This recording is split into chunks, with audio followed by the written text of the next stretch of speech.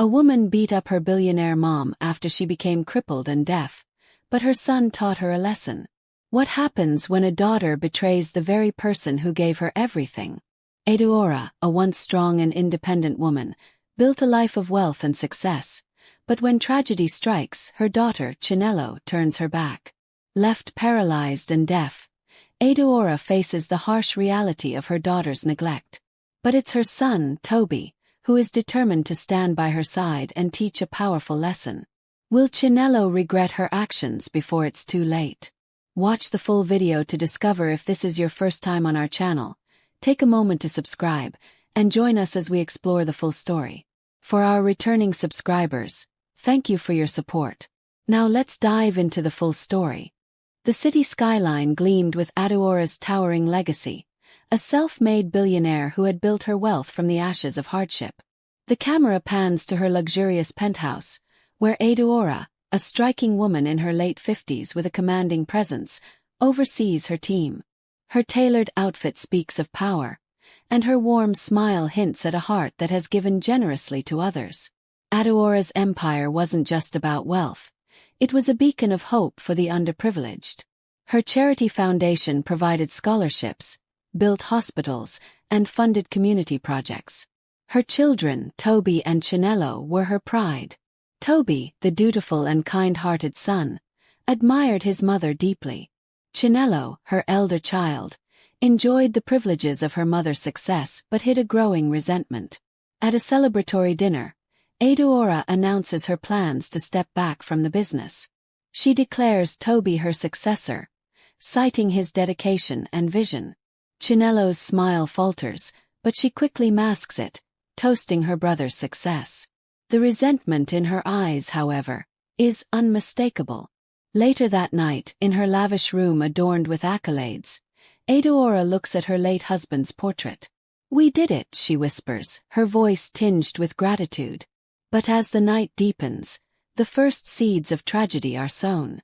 A tense exchange between Chinelo and Tobi reveals her jealousy. "You always get everything handed to you," Chinelo hisses. "It's not about me. It's about what's best for the company," Tobi replies, his tone measured. Chinelo storms off, her heels echoing ominously in the grand hallway. The city lights reflect her achievements, but the darkness around her hints at the storm brewing within her family. The next morning, Adaora is in her car, her trusted driver navigating the bustling Lagos streets. She's heading to a groundbreaking ceremony for a new hospital her foundation is funding. Her phone buzzes with a call from Tobi, who updates her on a new project. As Adaora laughs at Tobi's light-hearted joke, the camera shifts to another car, a reckless driver speeding through the intersection. The collision is brutal, the sound of metal crushing reverberating as the screen goes black. When the scene fades back in, Adaora is in a hospital bed, her face pale and her body covered in bruises. The camera lingers on her bandaged legs, now paralyzed, and her ears, muffled with the sound of distant echoes. Her once commanding voice is now replaced by strained, whispered words. Tobi rushes into the room, his eyes filled with tears. He clutches his mother's hand, promising to be there for her. Chinelo arrives moments later, her face a mask of shock. But beneath the surface, her mind races. This accident has upended her carefully constructed plans for freedom and control. Days turn into weeks, and Adaora's recovery is slow and painful. Her home is transformed into a care facility, complete with nurses and medical equipment. Chinelo reluctantly steps into the caregiver role while Tobi attends to business matters. At first, Chinelo seems attentive, but small cracks begin to show. She snaps at the nurses for minor mistakes and sighs loudly whenever Adaora asks for help. The once vibrant relationship between mother and daughter starts to shift, with Adaora sensing the growing impatience but staying silent out of love. One evening, as Adaora struggles to adjust her position in her wheelchair, she calls out to Chinelo for assistance. Chinelo, busy scrolling through her phone, rolls her eyes before walking over. Her movements are rough, and when Adaora quietly thanks her, Chinelo mutters under her breath, "You're such a burden." The words pierce Adaora's heart, but she swallows her pain, hoping it's just frustration. Chinelo's resentment, however, begins to grow more evident. The chap staring at a photo of her and her children. Her hand trembles as she places it on her chest, her eyes welling with tears. Meanwhile, Chinelo pours herself a glass of wine in the living room, the flicker of a cruel thought crossing her face. "Why should I sacrifice my life for her?" she murmurs. The ominous undertone sets the stage for the storm ahead. As the weeks stretched into months, Chinelo's facade of care began to crumble. The routine of helping Adaora became an unbearable burden for her. She no longer hid her disdain. Her responses were curt, and her movements around the house were filled with impatience. Adaora, still adapting to life in a wheelchair, tried her best not to ask for much. Yet, the most basic of needs, being moved to a more comfortable position, fetching her medication or helping with meals, required assistance. Chinelo, who once admired her mother's strength, now saw her as a shadow of her former self, someone who needed her constantly. One particular morning, Adaora called out softly, "Chinelo, my dear, can you help me adjust my legs? They're cramping." Chinelo was in the middle of a phone conversation with a friend. Rolling her eyes, she muted the call, stomped into Adaora's room, and roughly moved her mother's legs. Adaora winced, but before she could thank her, Chinelo snapped, "Do you know how exhausting this is? I have my own life to live." Adaora froze, her lips trembling. She swallowed her reply, not wanting to spark an argument. The air in the room grew heavy with tension. Chinelo stormed out, leaving Adaora alone with her tears. That evening, Chinelo invited friends over for drinks. The laughter and clinking of glasses echoed through the house. Adaora, seated in her wheelchair in her bedroom, felt the noise pierce through her solitude. She longed for Tobi, who was still abroad handling the family business. The sound of heels clacking on the tiled floor broke her reverie. Chinelo entered, visibly tipsy, and said, "Mom, do you really need the lights on at this hour? Electricity isn't free, you know." Without waiting for a response, she flicked the switch, plunging the room into darkness. "Chinelo," Adaora whispered, her voice quivering, "I'm scared of being in the dark. Please." But Chinelo only laughed mockingly. "You were fearless once, weren't you? Now you're just pathetic." The words struck Adaora like a physical blow. She couldn't hold back the tears that streamed down her face. Chinelo turned and walked away, her laughter fading into the distance. The following days grew worse. Chinelo began leaving Adaora unattended for hours, sometimes the entire day. Meals were late, medications were forgotten, and her once comforting presence had turned into a nightmare. One afternoon, during a particularly heated moment, Chinelo's frustrations boiled over. Adaora, trying to communicate her needs, accidentally spilled a glass of water. Chinelo exploded. "Do you have any idea how hard this is for me?" she screamed, grabbing Adaora's arm roughly to move her wheelchair. The force caused Adaora to lose her balance and fall forward, hitting her head on the armrest. Chinelo froze, shocked by her own actions. For a brief moment, guilt flashed in her eyes. But instead of apologizing, she muttered, "You should be more careful," before leaving the room. Adaora lay there for what felt like an eternity, unable to lift herself. The pain in her body paled in comparison to the ache in her heart. She had given Chinelo everything: education, love, a luxurious lifestyle. And now she was repaid with contempt and cruelty. The camera pans to a family photo on Adaora's nightstand. It's slightly tilted, much like her life at this moment. She stares at it, her vision blurred by tears. In that frame, Chinelo is smiling brightly, a young girl full of promise. Adaora whispers through her sobs, "What did I do wrong?" A worried expression on his face as he reviews an email from one of Adaora's staff, detailing concerns about Chinelo's behavior. The storm is about to reach its peak, and Tobi's return will bring light to the darkness shrouding their home. Tobi arrived home earlier than expected, stepping into the house with a sense of unease. The grandeur of the mansion, once filled with warmth and laughter, now felt cold and hollow. The first thing he noticed was the silence. There was no staff bustling about, no welcoming smiles, just an eerie stillness. As he made his way to Adaora's room, he overheard Chinelo on the phone. "She's such a burden, honestly. I can't live like this forever. Do you know what she asked me to do yesterday? She wanted me to rub her feet. Disgusting." Tobi clenched his fists, his jaw tightening. He pushed open the door to find Chinelo lounging on the sofa, scrolling through her phone. "Chinelo," he said, his voice calm but firm. Startled, Chinelo turned, her face betraying a mix of surprise and guilt. "Tobi, you're back already." "I came to see Mom," he replied, his eyes narrowing. "Where is she?" Chinelo waved dismissively. "In her room. Probably sleeping or something." Tobi didn't wait for further explanation. He walked into Adaora's room and found her sitting in her wheelchair, staring blankly at the window. Her once vibrant face was pale, and the sparkle in her eyes was gone. When she turned to see him, tears welled up. "Tobi," she whispered, her voice breaking. He knelt beside her, taking her hands in his. "Mom, what's going on? Tell me everything." Adaora hesitated, glancing toward the door as if afraid Chinelo might overhear. But the dam finally broke, and she recounted the months of neglect, the harsh words, and the physical abuse. Tobi's expression shifted from sorrow to rage. He stormed out of the room, calling for Chinelo. The confrontation was explosive, with Tobi demanding answers. Chinelo tried to deflect, accusing Tobi of abandoning their mother and leaving all the responsibility to her. "Responsibility?" Tobi shot back, his voice thunderous. "You call abusing and neglecting her responsibility.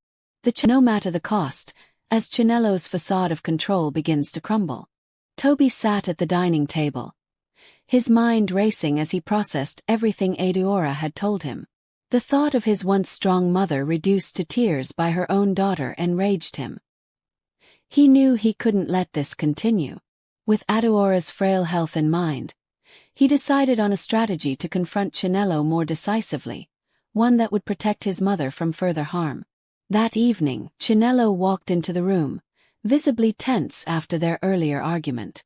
Tobi remained calm, his tone cold but steady. "Chinelo, sit down," he commanded. "I don't have time for this," she scoffed, but the weight in his voice stopped her mid-stride. She reluctantly took a seat, avoiding his piercing gaze. "I've spoken to Mom," Tobi began. "I know everything." Chinelo froze. For a moment, panic flashed across her face, but she quickly masked it with defiance. "What are you talking about?" "Don't play games with me," Tobi snapped, his voice firm. "I know about the neglect, the abuse, the insults. And I know you've been treating her like she's a burden instead of the woman who gave you everything." Chinelo stood abruptly, her voice rising in defense. "Do you have any idea what it's like, Tobi? To be stuck here day after day, taking care of her while you're off living your perfect life abroad. Taking care of her." Tobi's voice dripped with sarcasm.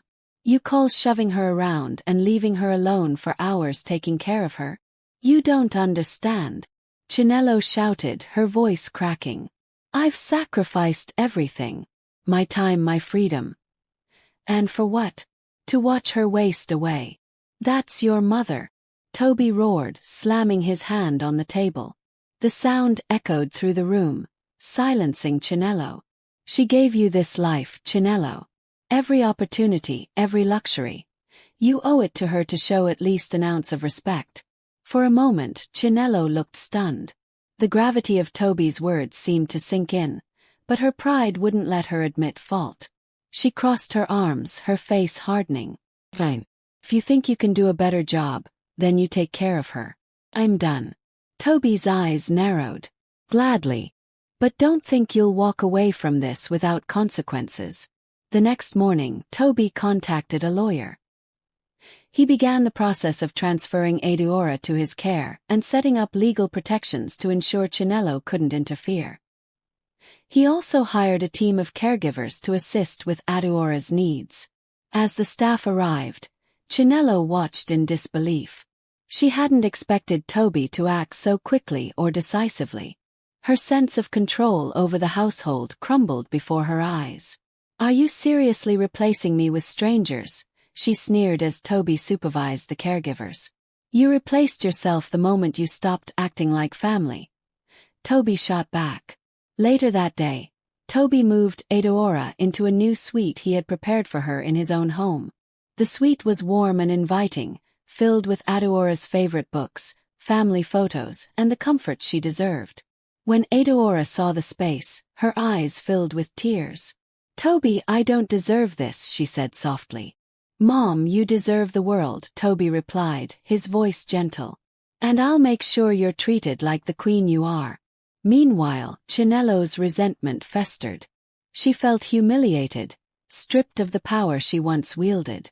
But deep down, a flicker of guilt began to take root. Memories of Adaora's sacrifices and unconditional love haunted her. That evening, Chinelo wandered into Adaora's now empty room. The sight of the wheelchair sitting by the window, the faint scent of her mother's perfume lingering in the air, it all hit her like a tidal wave.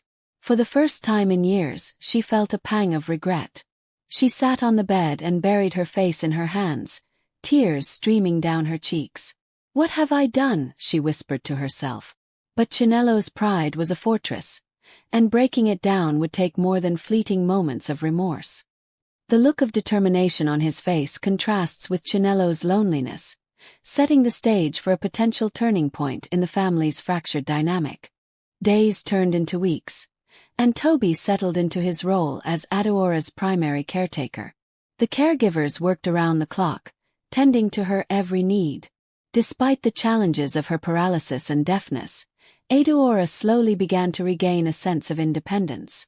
Tobi visited her daily, offering encouragement and guidance. Slowly, a new connection between them began to form, one rooted in love, trust, and unwavering support. However, Adaora couldn't help but notice the lingering absence of Chinelo from her life. "I've barely heard from Chinelo," Adaora confessed one evening as Tobi adjusted her blanket. "She's busy with her own life," Tobi replied, his tone neutral, but there was a hint of disappointment in his voice. "She knows you're safe now, and that should be enough." Adaora sighed, closing her eyes. "But it isn't enough. I gave everything to that girl, everything, and now—" Tobi squeezed her hand gently. "Mom, I know it's hard. But I'll make sure she sees what really matters before it's too late." Despite Tobi's assurances, Adaora couldn't shake the feeling of emptiness. She longed for Chinelo's presence, not out of need but out of love. Even as Tobi tended to her, there was a void in her heart that only Chinelo could fill. One afternoon, Tobi received a phone call from a lawyer. He hesitated for a moment before answering. The voice on the other end informed him that Chinelo had filed a lawsuit, seeking control over Adaora's estate. Tobi clenched his jaw, his grip tightening on the phone. "A lawsuit," he repeated, disbelief coloring his tone. "Yes," the lawyer replied. "She claims she's being unfairly excluded from her mother's life." Tobi felt his stomach churn. "I'll handle it," he said, his voice steady but firm. Meanwhile, Chinelo's life had spiraled into chaos. Without the control she once held over the household, she felt lost and aimless. Her once carefree days were replaced by sleepless nights filled with regret and bitterness. One evening, she stood in front of Adaora's old room, staring at the door. Her hand trembled as she reached for the knob, memories flooding back, the laughter, the warmth, the security she had taken for granted. "I didn't mean to," Chinelo whispered, but the words stuck in her throat. Tears streamed down her face as she opened the door. The room was bare, devoid of Adaora's presence. Her wheelchair was gone. Chinelo sank to the floor, the weight of her guilt pressing down on her. "I'm sorry," she choked out. Days later, Tobi and Adaora appeared in court, ready to defend the life Adaora had built and the care she deserved. The courtroom was tense, and Chinelo sat in the back, her eyes cast downward. Tobi, standing tall and composed, addressed the judge with unwavering confidence. Your Honor, my mother built this life from nothing. Her hard work, her sacrifices, none of it was handed to her. She did it alone. And now, despite her disabilities, she continues to give back to the community that she loves.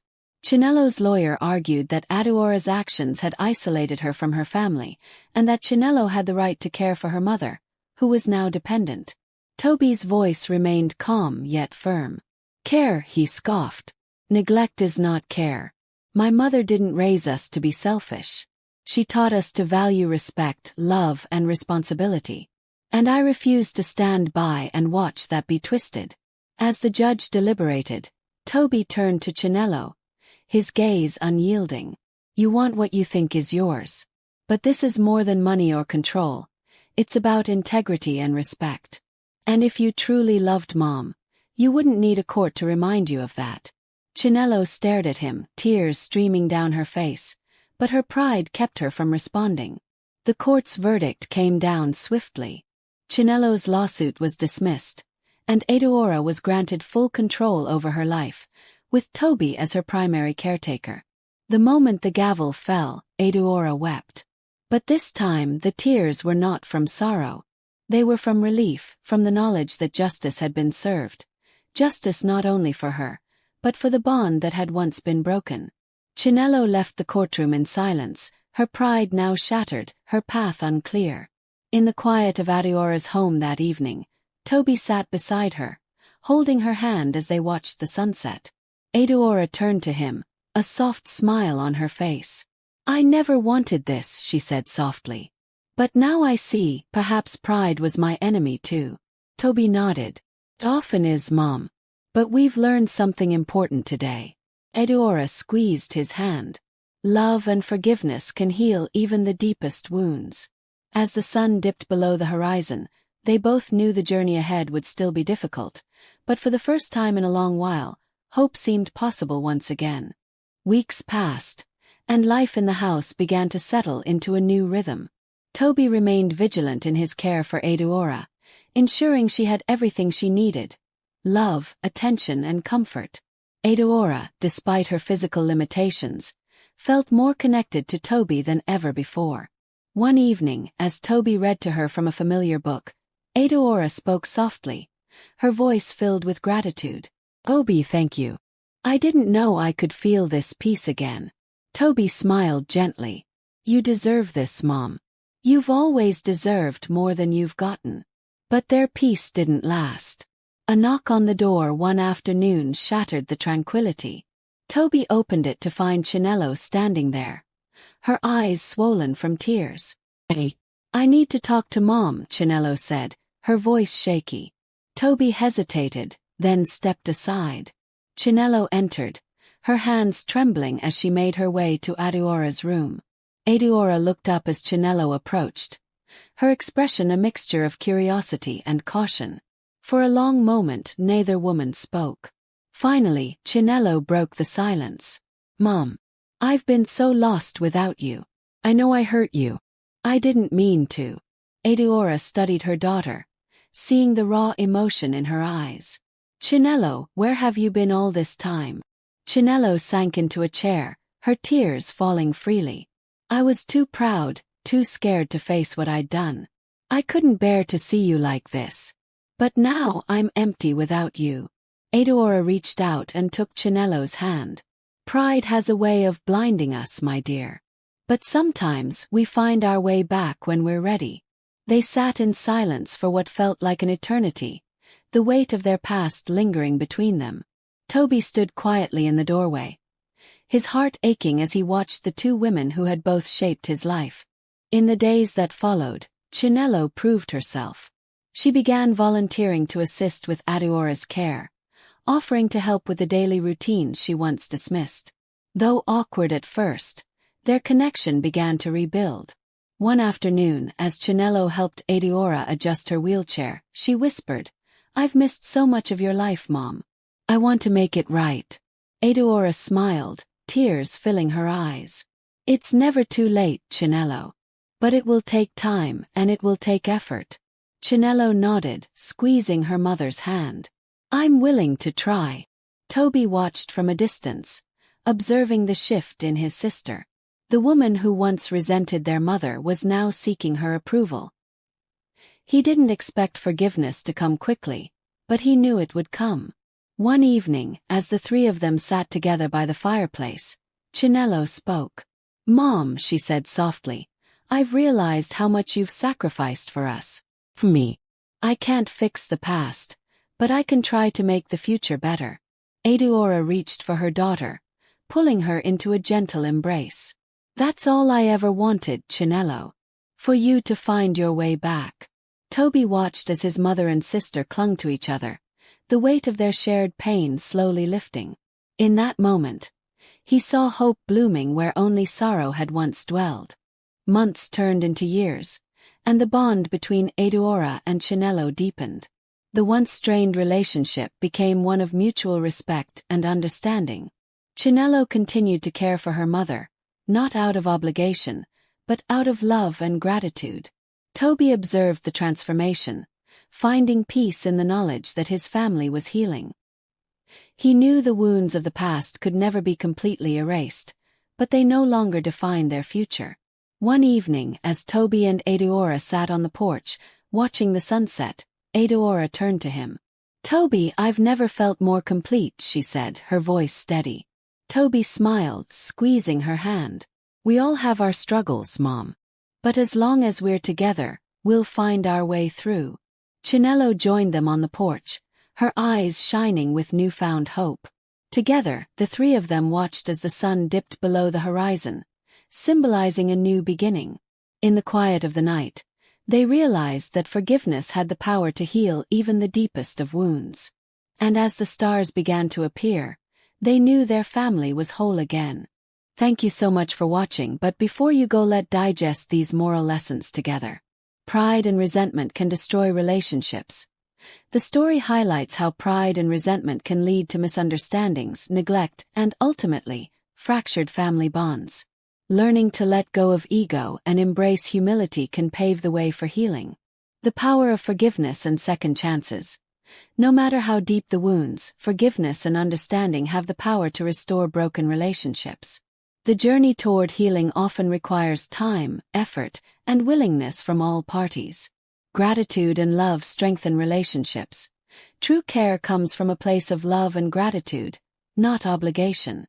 Tobi's unwavering support for his mother and Chinelo's eventual commitment to her helped restore trust and rebuild a family once torn apart. Family is the foundation of support. In difficult times, family remains our greatest source of strength. The story underscores the importance of showing compassion, especially when loved ones are in need. We hope you found inspiration from this story. If you enjoyed it, please like, subscribe, and share it with your loved ones. Let us know your thoughts in the comment section.